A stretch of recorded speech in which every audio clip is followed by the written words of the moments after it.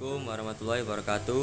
Kami dari kelompok 5 mata kuliah Patriotisme kelas RR akan mempresentasikan tugas video kami, yaitu yang bermaterikan tentang revitalisasi jiwa patriotik dan nasionalisme. Materi ini dirangkum dari webinar yang streaming pada YouTube beberapa hari lalu. Oke, selanjutnya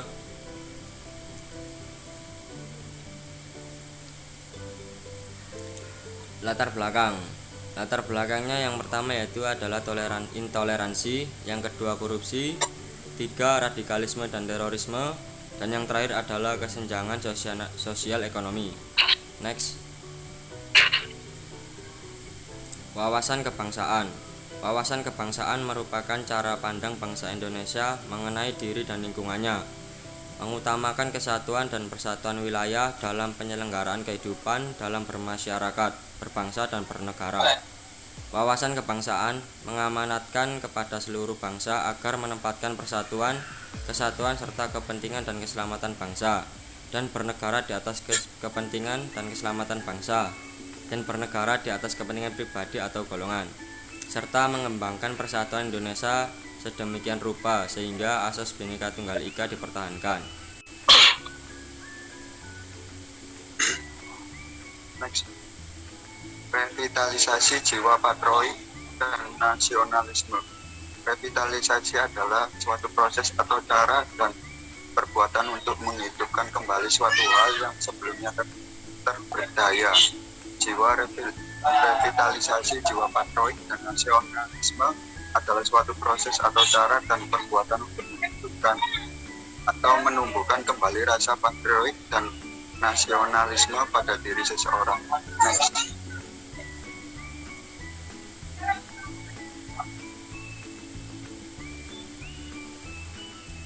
Revitalisasi jiwa patriotik dapat diwujudkan dalam semangat cinta tanah air melalui sikap rela berkorban mempertahankan negara dari segala ancaman, tantangan dan hambatan baik yang datang dari luar maupun dari dalam negeri.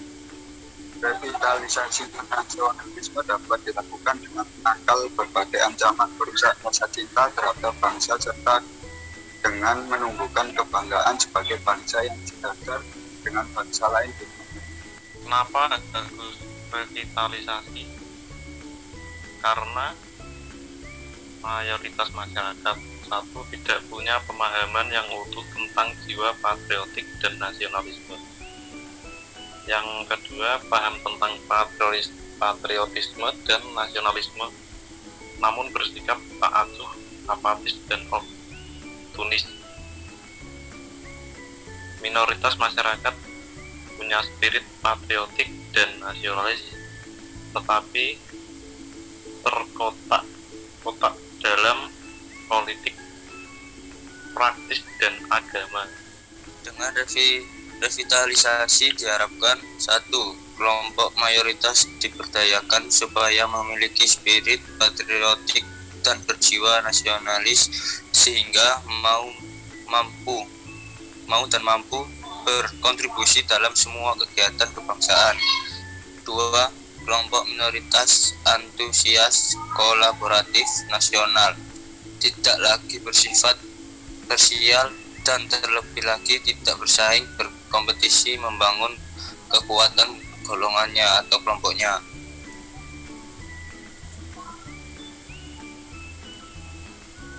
Ancaman dan tantangan UBB, IMF, ADB. Terus turun lagi NKRI.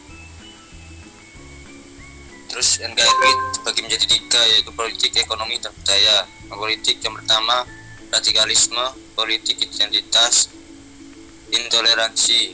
Yang ekonomi 1.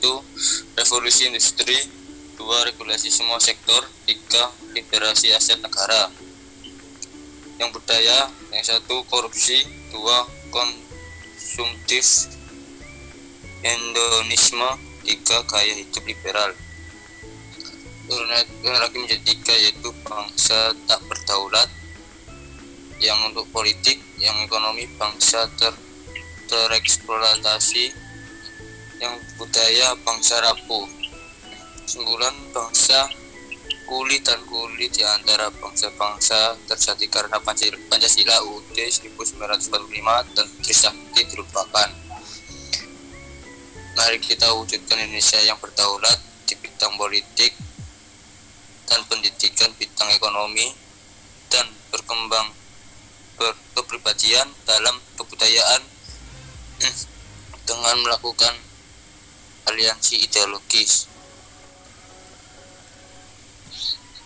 Tujuan revitalisasi jiwa patriotik dan nasionalisme di lingkungan Untak Surabaya, memperkokoh wawasan kebangsaan demi keberlanjutan bangsa Indonesia.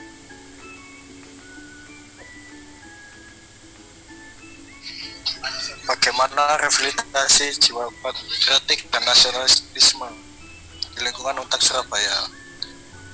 Mahasiswa Untak Surabaya berikan anti radikalisme pada saat PPKMB, sosialisasi akulturasi nilai Pancasila melalui spanduk dan media sosial, sosialisasi aktualisasi nilai Pancasila melalui pemutaran lagu-lagu nasionalisme di radio kampus, pakaian adat setiap hari Selasa minggu keempat setiap bulan di lingkungan Untak Surabaya.